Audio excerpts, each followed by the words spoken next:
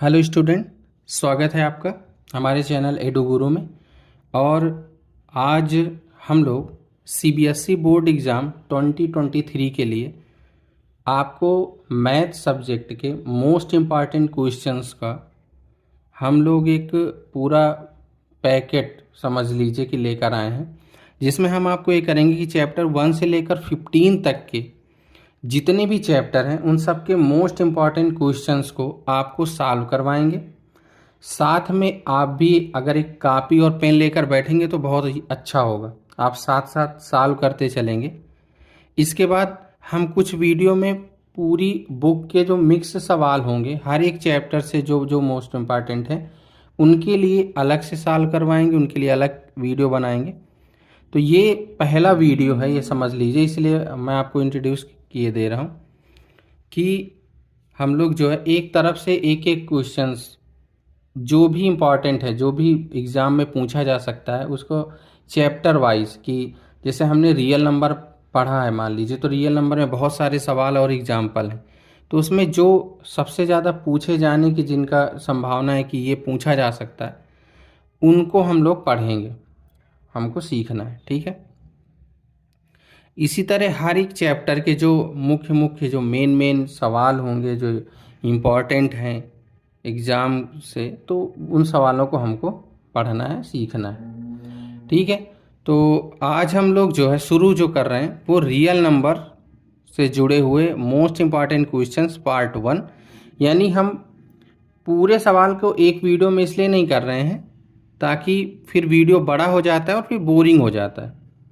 तो वीडियो 15 से 20 मिनट का है, तो आप उसमें कई जैसे मान लीजिए किसी भी चैप्टर में 20 अच्छे सवाल हैं कि ये पूछे जा सकते हैं, तो उसको मैं 10-10 करके 2 पार्ट में बना दूंगा, ये 6-6 7-7 करके 3 पार्ट में कवर कर देंगे। ठीक है, जिसमें 10 या 12 सवाल हैं उसमें हम लोग 6-6 सवाल करके 2 पार्टों में पढ़ लेंगे। ठीक है, ताकि आपके लिए भी बोर ना हो और बहुत ज़्यादा समय ना जाए, क्योंकि समय जो है वो बहुत ही कम है। पेपर आपके स्टार्ट होने वाले हैं, फिर आप उन सब्जेक्ट को पढ़ते हैं जिनका पेपर है, तो इसलिए आप बीच में कभी भी, जैसे हिंदी का पेपर है आप उसमें मैथ पढ़ना चाहते हैं तो इस तरह से आप पढ़ सकते हैं। ठीक है, तो चलिए हम लोग अब शुरू करते हैं चैप्टर फर्स्ट रियल नंबर। और रियल नंबर से जुड़े हुए इसमें हमने 5 सवाल लिए हैं जो पूछे जाएंगे। इनमें से कोई सवाल भी आ सकता है जिसमें से इरेशनल प्रूफ करने के लिए आपसे ज़रूर से ज़रूर पूछेगा, ये सवाल तो फिक्स है। ठीक है, अगर आप इसमें एक मेथड भी सीख लेते हैं, इसका कोई भी एक सवाल भी अच्छे सीख लेते हैं तो सभी सवाल एक ही जैसे लगते हैं। ठीक है, तो हम लोग स्टार्ट करते हैं। पहली बात, मैं एक चीज़ आपको और बता दूं कि किसी भी सवाल को हमको बहुत हल्के में नहीं लेना है कि अरे ये तो आ जाएगा। जैसे ज़रूरी नहीं कि आप वीडियो से लगाएं, आप अगर बुक से भी लगा रहे हैं तो आपको देख करके जज नहीं करना कि नहीं ये सवाल हम लगा लेंगे, आ जाएगा हमको, ऐसा बिल्कुल भी नहीं सोचना। कोई सवाल को भी कम नहीं समझना, आपको आ जाएगा ये अच्छी बात है, लेकिन हमको लगाना है। लगाने में हमको 2 चीज़ों का ध्यान देना है। देखिए, कुछ लोग होते हैं कि वो लगाते हैं कि हाँ ये तो आ जाएगा, लेकिन होता ये कि जब वो पेपर में लगाते हैं तो उसको ना सिस्टमेटिक ढंग से नहीं लगाते, फिर उनके मार्क्स कट जाते हैं। तो आपको लगाने के साथ, प्रैक्टिस के साथ एक चीज़ का और भी ध्यान रखना है कि आपको किस सवाल में कितनी लैंग्वेज लिखनी है, उसको किस तरह से लगाना है, कोई स्टेप बीच बीच में गोल नहीं करना है। इस तरह से सवाल लगाने की आप हैबिट डालिए तो पेपर में भी हूबहू ऐसे ही लगाएंगे और पूरे के पूरे नंबर मिलते हैं, ये भी है। ठीक है, दूसरी चीज़ ये कि हमको सभी सवालों को पकड़ के चलना है, चाहे वो 1 नंबर लायक हो, 2 नंबर लायक हो, या 4 नंबर या 5 नंबर, 3 नंबर, जो भी है हमें सबको लगाते हुए चलना है। ठीक है, ये बातें मैं बार बार हर वीडियो में नहीं बताऊंगा, ये पहला वीडियो है इसलिए मैं कुछ चीज़ें आपको बता दे रहा हूँ। आप देखेंगे कि जितना आपको 1 नंबर का सवाल परेशान करेगा उतना आपको 4 नंबर का नहीं करेगा, क्योंकि 4 नंबर के तरीके फिक्स हैं कि ये सवाल आएगा तो आएगा, मतलब ऐसे पूरी बुक में है सवाल कि ये ज़रूर से ज़रूर आएंगे या इस चैप्टर से ज़रूर आएगा। ठीक है, उसके लिए भी मैं आपको अलग से एक वीडियो में पूरा बताऊंगा कि किस किस चैप्टर से कौन कौन से सवाल पक्के से आने। दूसरा ये कि हमको 1-1 नंबर वाले में बहुत फोकस करना है, क्योंकि ये ना हमारा समय बर्बाद कर देते हैं। शुरू में 20 MCQ हैं, आप समझिए, अगर आपको 20 के 20 कर लिए तो जो भी आपकी कॉपी चेक करेगा उस पर भी अच्छा इंप्रेशन पड़ेगा कि आप 1-1 नंबर के जो क्वेश्चन कर लेता है वो सब कर लेता है। तो उनमें बहुत ज़्यादा समय हमारा ख़राब ना हो, इसलिए उनको भी हमको इस तरह से करके चलना है। तो हम जो भी आपसे करवाएंगे उसमें हमने हर तरह के क्वेश्चंस को लिए हैं, जो 1 नंबर के हैं, 2 नंबर के, 3 नंबर के, 4 नंबर के, सभी तरह के, किसी भी आपसे छोटा से छोटा सवाल, बड़ा से बड़ा सवाल, हमने सब कुछ कवर किया है। ठीक है, तो चलिए हम लोग अब शुरू करते हैं। ठीक, पहला क्वेश्चन देखिए, given that HCF 306657 equal to 9, यानी इन दो नंबर्स का HCF जो है वो 9 दिया है और इनका LCM पूछ रहा है। देखो ये 1 नंबर का ही सवाल है, इसको तो MCQ में भी दे सकते हैं। तो आपको पता है कि जो HCF होता है, HCF इंटू LCM जो होता है वो क्या होता है, प्रोडक्ट ऑफ 2 नंबर्स होता है ना। यानी 2 नंबर्स का आप मल्टीप्लाई करते हैं तो वो उनके HCF और LCM के मल्टीप्लिकेशन के बराबर होता है। तो इसलिए अब इसका जो दिया है, HCF हमको दिया है 9 और LCM हमसे पूछ रहा है, और इधर प्रोडक्ट लिख देंगे 306 और 657। तो जो LCM आएगा वो आएगा 306657 बाई 9। आप इसका मल्टीप्लाई करके डिवाइड करेंगे ना तो आएगा 22,338। ठीक है, जब आप कैलकुलेशन करेंगे तो ये मिलेगा आपको। तो इस तरह से पहला सवाल है, बहुत छोटा और बहुत छोटी शुरुआत, कि आपको बहुत एकदम से वो ना हो, इसलिए हमने हर तरह के सवाल को किया कि ये फार्मूला है। कुछ लोग भूल जाएंगे, जिनकी भी मैथ कमज़ोर होती है, देखिए उनसे छोटी छोटी चीज़ें भूल जाती, तो उनको ऐसे सवालों को ज़रूर पकड़ करके चलना है कि जो वो ज़रूर कर पाएँ, ताकि वो कम से कम मैथ में उनके ख़राब नंबर ना आए, अच्छे नंबर आए। दूसरा सवाल समझते हैं, देखिए, find the HCF and LCM of 672 एंड 120 using the prime factorisation method. तो आप ये प्राइम फैक्टराइजेशन मेथड बहुत दिनों से पढ़ रहे हैं, जब आप छोटी क्लास से 6 से पढ़ाने लगते हैं इसको, 6, 7, 8 आप खूब पढ़ के आते हैं इसको, तो इसमें कोई बहुत वो नहीं है। तो देखो 672 120 इनके ना प्राइम फैक्टर कर लेंगे। प्राइम फैक्टर का मतलब होता है कि इनको ऐसे ऐसे नंबरों से काटा जाता है जो प्राइम नंबर हो, जैसे कि 2 है, 3 है, 5 है, 7 है, इस तरह के नंबर। तो देखो जब 6 को आप काटोगे ना तो आएगा 2 इंटू 3। इस तरह जब 72 को काटेंगे ना तो 72 वाला कितना आएगा, जब इसको या तो आप ऐसे करके देख लिए करिए रफ में, या बगल में इसको लगा देंगे, 2 से करेंगे 2 3 या 6 हो गया, और यहाँ 12 हुआ, ये हो गया। फिर 2 से काट देंगे क्योंकि यूनिट प्लेस 6 है, 18 आएगा, 9 आएगा, 3 आएगा, 1 आएगा। तो 2 कितने हैं, 3, और 2, 3 कितने हैं, 2। तो यहाँ से आ गया 2 की पावर 3 इंटू 3 की पावर 2। इसी तरह 120 का कर लेंगे बच्चों। तो जब 120 का करेंगे ना तो 2 की पावर 3, 3 की पावर 1 और 5 की पावर 1, मतलब 1 नहीं है तो यहाँ 1 लगा देते हैं। ठीक है, ये आ गया। अब उसके बाद हमको निकालना है HCF और LCM। ये आप खूब निकालो, बस ये है कि है सवाल तो इसलिए हमने एक एक करवा दिया। तो देखो HCF के लिए क्या करते हैं कि भाई फॉर HCF क्या करते हैं हम लोग, we take lowest power of common terms. ठीक है, ये आप खूब पढ़े हो कि जो भी इनमें कॉमन टर्म होते हैं उसमें सबसे हम कम लोवेस्ट पावर वाले ही लेते हैं HCF के लिए। तो HCF क्या होगा, आप देखो तीनों के पास कॉमन क्या है, 2 और 3, 5 है नहीं तो 5 की बात नहीं करेंगे, 2 और 3। तो 2 में सबसे मिनिमम पावर क्या है, 2 की पावर 1, और 3 में सबसे कम क्या है, 3 की पावर 1। कितना हो गया, 6। तो 6 जो होगा वो HCF होगा। ठीक है, अब यही सेम लैंग्वेज इधर लिखेंगे, for LCM we take lowest की जगह क्या कर देंगे, हाईएस्ट पावर हमको लेना है। ठीक है, सबसे हाईएस्ट, और इसमें कॉमन टर्म्स की नहीं लेते, क्या लेते हैं, सभी की लेना है हमको, जितने भी टर्म हैं सब। या इसमें लिख देंगे for LCM we take highest power of all terms, सबकी ज़्यादा पावर ले लो। जैसे 2 है, ठीक है, तो 2 की पावर कौन सी सबसे ज़्यादा है, 3, ये ले लिया। 3 की कौन सी ज़्यादा है, 2, इसको ले लिया। 5 की कौन सी ज़्यादा है, 1, इसको ले लिया। और इसको करोगे तो आएगा 360। तो LCM क्या होगा, 360, और HCF क्या होगा, वो होगा 6। ठीक है, इस तरह से सवाल लगेगा और ये दोनों आंसर होंगे। सवाल देखो, इसको हर बच्चा ना अलग अलग तरीके से लगाएगा, मतलब तरीके तो यही हैं पर उसकी लैंग्वेज अलग अलग होगी। मैं आपको ये बता रहा हूँ कि आपको लैंग्वेज जरूर लिखनी है। अगर ये 2 नंबर में सवाल आता है 3 नंबर में, तो आपको लिखना जरूर है, ठीक है। क्योंकि पेपर इस बात का नहीं हो रहा है कि आपको मैथ आती है, पेपर इस बात का है कि आप सवालों को किस तरह से हल करते हैं, ठीक है। आपके क्या मेथड हैं, आपके क्या तरीके हैं, इस बात के ही नंबर होते हैं, है ना। इसीलिए देखो कि जो बड़ा क्वेश्चन होता है वो ज़्यादा नंबर का आता है। क्यों आता है भाई? नहीं तो उसको भी 1 नंबर में ना दे दें, पूरा पेपर ही 20 नंबर का ले लें। पर वो इसीलिए किया जाता है कि 5 नंबर के बड़ा सवाल है, तो एग्जामिनर को देखना है कि आप बड़ा सवाल कितने अच्छे तरीके से हल करते हैं, ठीक है ना। कि आप उसको कितने कितने लाइन लिखते हैं, आप हर एक चीज़ को लिख रहे हैं कि नहीं। कोई भी आप थ्योरम को लगाते हैं, कोई भी फार्मूला को लगाते हैं, उसको बगल में ज़रूर से ज़रूर डिनोट करना चाहिए। इसका ना बहुत असर पड़ता है, जो भी आपकी कॉपी चेक करेगा उसका माइंडसेट बदल जाता है भैया, ठीक है। अब हम लोग चलते हैं तीसरे सवाल की ओर। थर्ड पढ़िए भाई। चेक वेदर 4 की power n can and with the digit 0 for any natural number n। इस तरह के सवाल पूछे जाते हैं। एक एक्सरसाइज में 6 की पावर n का, और ये मैंने एग्जाम्पल से लिया है।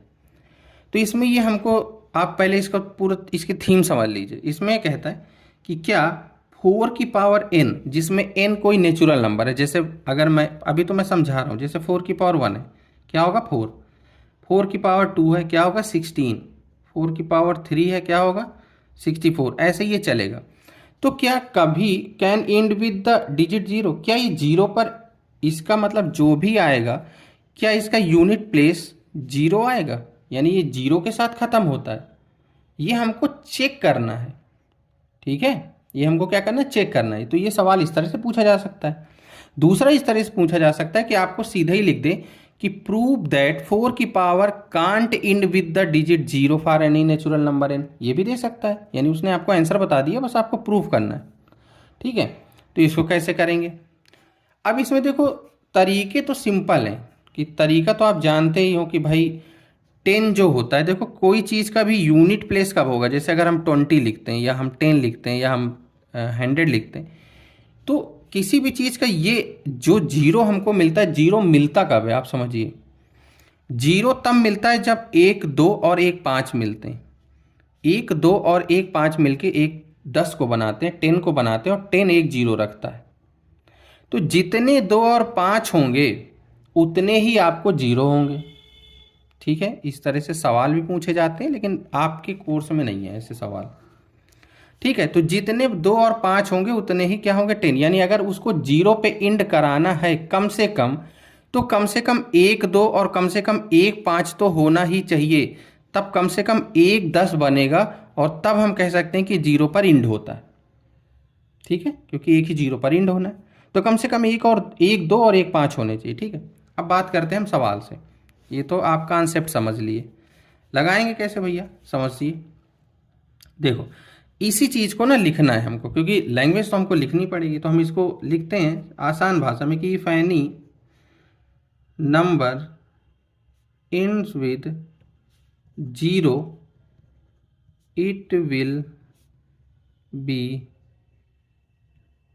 divisible by 10 और 2 and 5, या 10 से अगर किसी का भी 0 पे एंड होता है ना, तो वो या तो 10 से कटेगा या 2 और 5 दोनों से कटेगा, क्योंकि ये इसके फैक्टर है। तो अगर ये इससे कट रहा है तो इन दोनों से भी कटना पड़ेगा, और कटेंगे भी, ठीक है। इस चीज़ को इस तरह से लिख सकते हैं।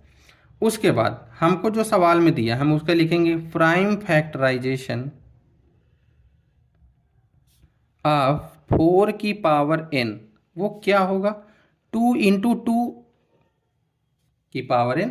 अब देखो यहाँ 2 तो है लेकिन 5 नहीं है बच्चों, 5 है नहीं, तो इसका मतलब आप समझ जाओ कि ये 0 तो नहीं देने वाला, ठीक है ना। 2 5 का होना बहुत जरूरी है। तो ये बात तो हमको पता चल गई कि 0 पे नहीं होगा, बस इसको लगाना बस है। और लगाने में क्या है, बस आपको एक लैंग्वेज ही लिखनी है, 5 नहीं, इसी बात को आपको लिख देना है। तो यहाँ से लिख देंगे कि we can be observe that 5 is not in the prime factorisation of 4 की power n।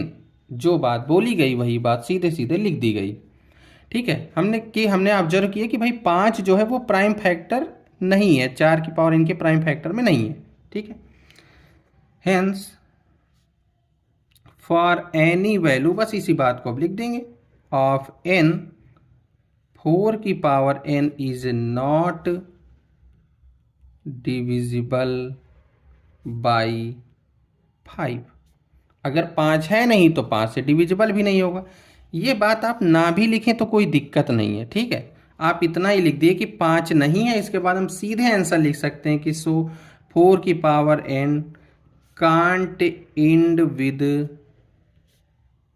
The 0 for any natural number. ठीक है, ये बात लिख दें तो अच्छी बात है। आपको अब देखो होता है ऐसे कि अगर 2 नंबर में पूछा गया तो आप एक आधा लाइन गोल भी कर दोगे ना। गोल करने का मतलब ये नहीं कि अब इसी को गोल कर दें, मतलब जैसे ये है कि अब एक बार हमने यहाँ पर दिखा चुके हैं कि डिविजिबल है, तो ये लाइन नहीं लिखेंगे तो कोई दिक्कत नहीं है। ठीक है, लेकिन अगर मान लीजिए ये 3 नंबर 4 नंबर पूछा जाता है तो आपको एक एक लाइन बार बार चाहे लिखनी पड़े, लेकिन अच्छे से बिल्कुल से क्लियर करते हुए सवाल को लगाना है। ठीक है, तो ऐसे सवाल इस तरह से लगते हैं कि 4 की पावर n है तो इसमें क्या करें, इसके फैक्टर किए, यहाँ पर 5 है नहीं, तो जब 5 है नहीं तो 5 से कटेगा नहीं, ये डिविजिबल नहीं होगा। जब नहीं होगा तो इसका मतलब जब 5 और 2 ही इसके टर्म में नहीं है, या इसको आप और दूसरे तरीके से भी लगा सकते हैं कि हम ये लैंग्वेज ना लिख करके इतना हमने लिखा, उसके बाद लिख देते कि भाई ये इसके पास 5 है नहीं, और जब 5 नहीं है तो ये 0 क्या करेगा, 0 नहीं आएगा, क्योंकि 2 और 5 मिलकर ही 0 बनाते हैं। तो यहाँ से लिख देंगे सो 4 की power n can't and with the 0 for any natural number n। इसको आप इससे भी देख सकते हैं कि कहीं पर भी 0 नहीं आता है। ठीक है, क्योंकि इसके प्राइम फैक्टर में 2 और 5 नहीं है, 2 तो है 5 नहीं है। ठीक है, तो इस तरह से तीसरा सवाल था। उसके बाद अब है चौथे और पांचवें, ये दोनों एक ही जैसे सवाल हैं, इनको हम लगाते हैं। आपको एक सवाल हम बहुत अच्छे से समझा देंगे, चौथा और पांचवें में फिर उतना नहीं है, आप तो खुद ही लगा लोगे। ठीक है, चौथे सवाल में देखो क्या है। सबसे पहले तो कॉन्सेप्ट को समझ लीजिए। हर सवाल के पहले मैं आपको कॉन्सेप्ट बता दूंगा कि ये ऐसे लगेगा क्यों, फिर लगाने के तरीके तो देखो अलग होते हैं। ठीक है ना, अपने को पहले कॉन्सेप्ट पकड़ के चलना है कि कोई सवाल हमको करना है तो ऐसे अगर हमको करना है तो क्यों करना है। ठीक है, देखो जैसे अगर हमसे कोई इस तरह की चीज़ें पूछी जाएं कि सो दैट 3√2 इज इरेशनल, या कोई भी आपसे सवाल पूछा जाए कि प्रूफ करो कि जो है √2 इरेशनल है, √3 इरेशनल है, √5 इरेशनल है, इन सवालों को लगाया कैसे जाता है आप इसको पहले समझ लीजिए। हमसे जो कहा जाए उसका उल्टा हम मान लेंगे कि अगर ये कह रहा है कि भाई ये इरेशनल है तो हम इसको मान लेंगे कि नहीं नहीं ये तो रेशनल नंबर है। ठीक है, अगर हम इसको मान के चल ही रहे हैं कि ये रेशनल है, उसके बाद हम क्या करेंगे, अगर ये रेशनल नंबर है तो इसको a/b में भी लिखा जा सकता है या p/q में भी लिखा जा सकता है। फिर हम देखेंगे कि जो a/b में जब हमने लिखा इसको तो हमने देखा कि a/b में हमको एक कॉमन टर्म मिल रहा है, यानी एक कोई ऐसा फैक्टर मिल रहा है जो उसको पूरा पूरा काट रहा है। तो उस फैक्टर के उसमें हम उसका वैल्यू रख देंगे दूसरी बार, और फिर देखेंगे कि b का भी एक ऐसे फैक्टर है। जबकि हमारी ये शर्त है कि जब हम a/b लिखते हैं तो हम देखते हैं कि a और b जो होते हैं ना वो को प्राइम होते हैं।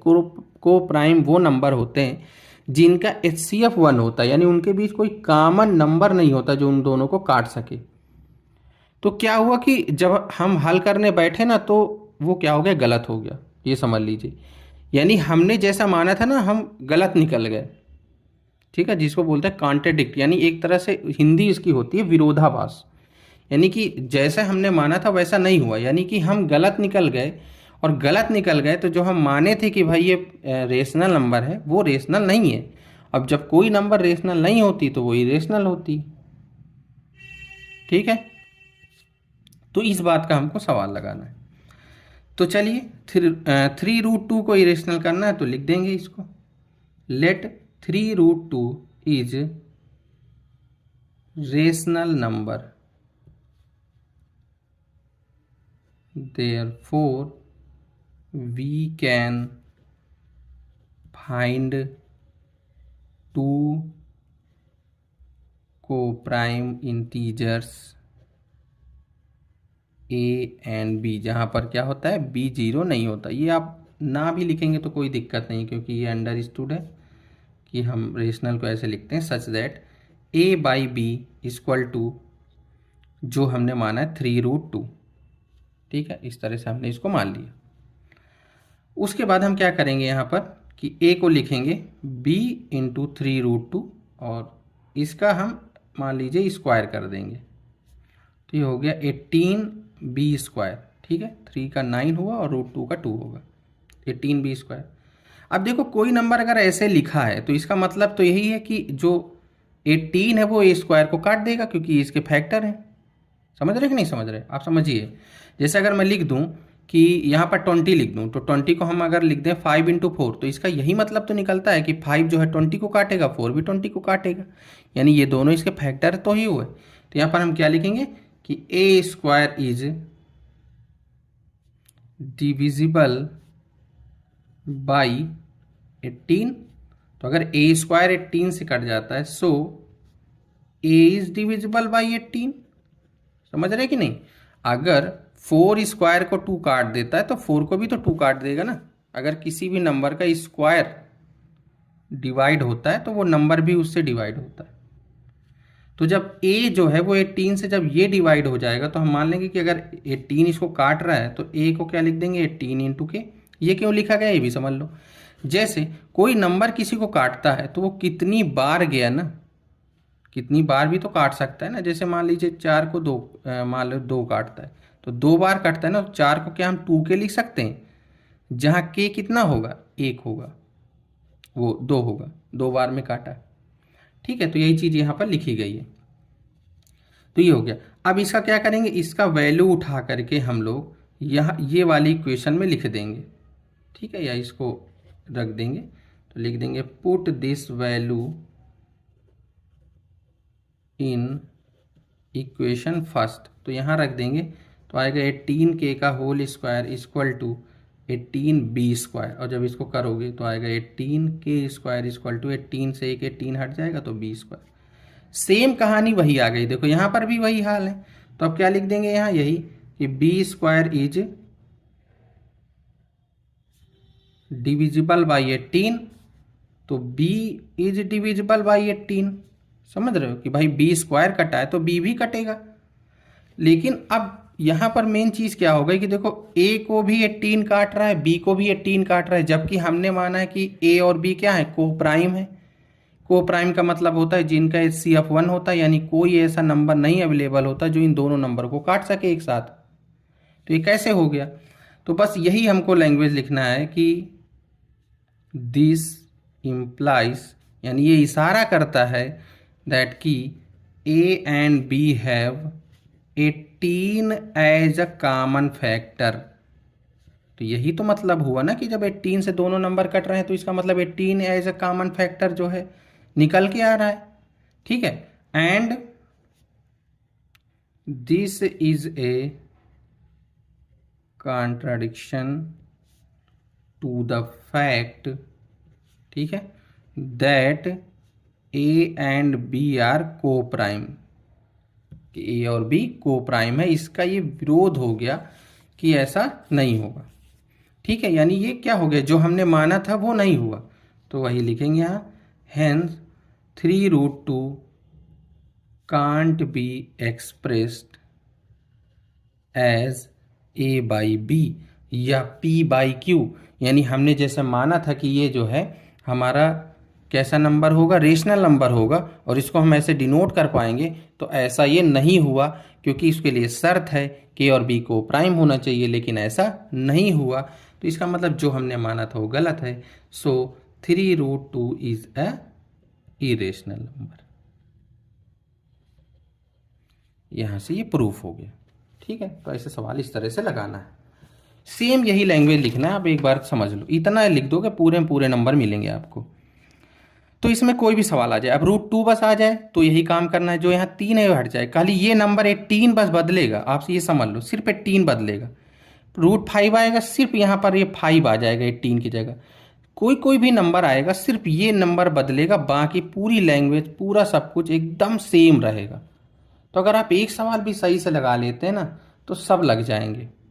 ठीक है, और इसमें जो प्रूफ करने को आते हैं वो ऐसे प्रूफ करने, वो √2, √3, √5 √7, ऐसे कोई भी आ सकते हैं, या इनके कोफिशिएंट में कोई नंबर जैसे 2√2, 3√5, इस तरह के सवाल भी आ सकते हैं। ठीक है, अब क्या करते हैं हम लोग, जैसे इस तरह के सवाल आते हैं, जैसे 5वां नंबर देखिए आप, वहां पे कहा गया ये सवाल जैसे दिया गया, ठीक है, 5 - √3। ठीक, तो इस सवाल को हम लोग कैसे करेंगे? तो इन सवाल में यह है कि या तो एक तरीका तो यह है कि वही पूरा सब कुछ आप पूरा उसी तरह लिख दें। ठीक है, जब आपसे स्पेशली अगर 1-2 नंबर में पूछा गया तो समझ लीजिएगा, अगर पहले मैं आपको उस तरह बताता हूँ, जैसे ये लिखा है तो इसको भी हम वैसे ही करेंगे, इज अ रेशनल नंबर, इसको भी हम वही मानेंगे कि ये एक रेशनल नंबर है और पूरी लैंग्वेज वही लिखेंगे। तो अगर ये रेशनल है तो A/B में होगा, 5 को उधर या √3 को उधर भेजेंगे, इसको ऐसे बुला लेंगे इधर। ठीक है, √3 = क्या हो गया, 5B - A/B। अब हम ये जानते हैं कि √3 जो है वो कैसा है, √3 यहाँ से लिख देंगे कि we know that √3 is a irrational number, क्योंकि ये हम प्रूफ कर चुके हैं कई बार। सो अगर ये इरेशनल है तो ये वाला पार्ट भी क्या होगा, इरेशनल ही होगा। समझ रहे हो कि नहीं समझ रहे? जबकि अगर इसको हम गौर से देखें तो ये एक रेशनल है, क्योंकि हम तो इसको रेशनल माने बैठे हैं। तो फिर से वही पूरी लैंग्वेज हमको लिखनी है कि मतलब ये क्या हो गया, गलत है, जैसा हमने माना है वो ऐसा नहीं है। या आप ये समझ लीजिए कि ये एक इरेशनल है, इसलिए ये भी एक इरेशनल नंबर होगा, इसलिए 5 - √3 जो होगा वो क्या होगा, एक इरेशनल नंबर होगा। इस तरह 1-2 नंबर में पूछा जाए तो आप इस तरह डायरेक्ट लगा सकते हैं, कोई दिक्कत नहीं। ठीक है, लेकिन अगर ये पूरा 4 नंबर में आपसे पूछ लिया जाए तो क्या करेंगे? तो फिर आपको उसी तरह पूरा सवाल हल करना है। जैसे यहाँ पर √3 को इस तरह से हम लोगों ने लिखा है ना कि 5B - A², तो वैसे इधर के फैक्टर करने पड़ेंगे। लेकिन अगर आपसे पूछा जाता है तो आप इस तरह ही इस सवाल को पूरा लगाएंगे, पूरी लैंग्वेज उसी तरह लगाएंगे, और उसके लिए फिर अब हमको दोबारा इस तरह करके नहीं दिखाना पड़ेगा। ठीक है ना, क्योंकि अब ये सवाल किसका बन गया, ये सवाल बन गया कि √3 को प्रूफ करना पड़ेगा। क्योंकि अगर ये रेशनल है तो दोनों पार्ट रेशनल है, हमको पता है ये रेशनल है, तो ये भी रेशनल होना चाहिए। तो हमको जो यहाँ के बाद जो लेट करना पड़ेगा वो ये लेट करना पड़ेगा कि √3 को अगर हम किसी तरह रेशनल प्रूफ कर दें तो ये पार्ट भी रेशनल होगा और ये पूरा नंबर रेशनल होगा। लेकिन हम ये पीछे देख चुके हैं कि √3 या पीछे जो भी सवाल है वो रेशनल नहीं होते हैं, इसलिए ये भी रेशनल नहीं होगा। यानी जो हमने माना है वो बिल्कुल से गलत है, अतः ये क्या होगा, एक इरेशनल नंबर होगा। इन सवालों को इस तरह से लगाना है। ठीक है,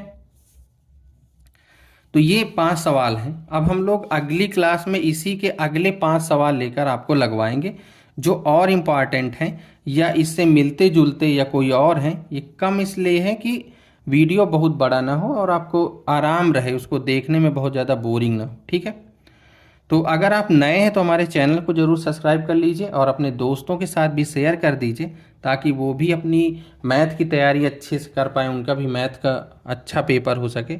और आपके कोई भाई बहन हो तो उनको भी शेयर कर दीजिए। ठीक है, और अब हम लोग इसी चैप्टर से अगले पार्ट में मिलेंगे कुछ क्वेश्चन के साथ और उनको आपको सॉल्व कराएंगे। ठीक है, तब तक के लिए धन्यवाद, थैंक यू।